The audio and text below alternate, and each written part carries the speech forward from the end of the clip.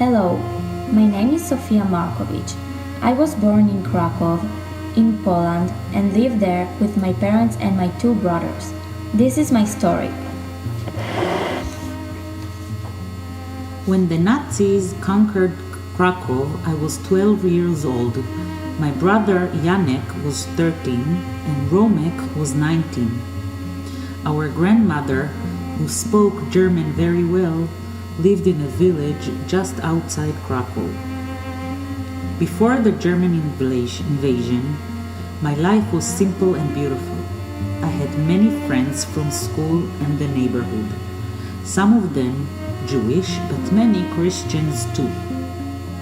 We used to play together in the park and go visit each other. On Saturdays, our family always went to the synagogue down the block. Almost every Sunday, my brothers and I went to visit our dear grandmother in the village.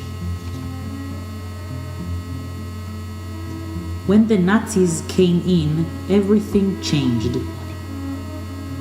From our window, we saw our synagogue set on fire, and then we heard terrible stories about Kristal Nacht in Germany, when all the synagogues were burned. Their windows and chandeliers were smashed and the Torahs were discredited. Jewish shops and businesses were robbed and burned.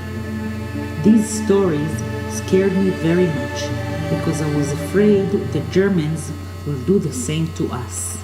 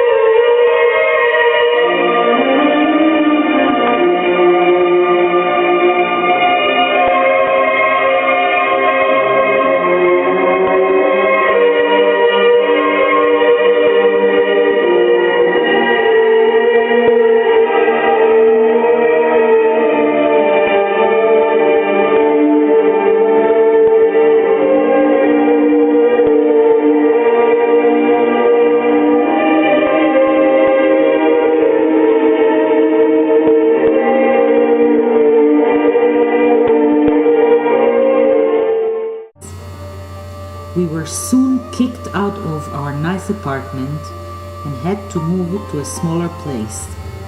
My father, who was a teacher, was fired immediately because a Jew could not teach good Christian kids. My Christian friends suddenly stopped talking to me and even chased me away from our park, telling me that they would hit me if I ever came back.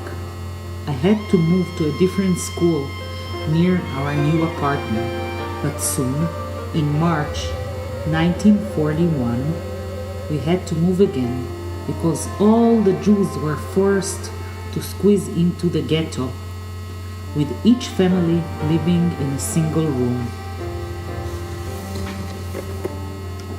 Our parents decided that it would be safer for me and my brothers to go stay with our grandmother, so we sneaked out of the city to her village. On our way, we saw German soldiers pulling down a boy's pants, and after seeing that he was Jewish, beating him with their rifles.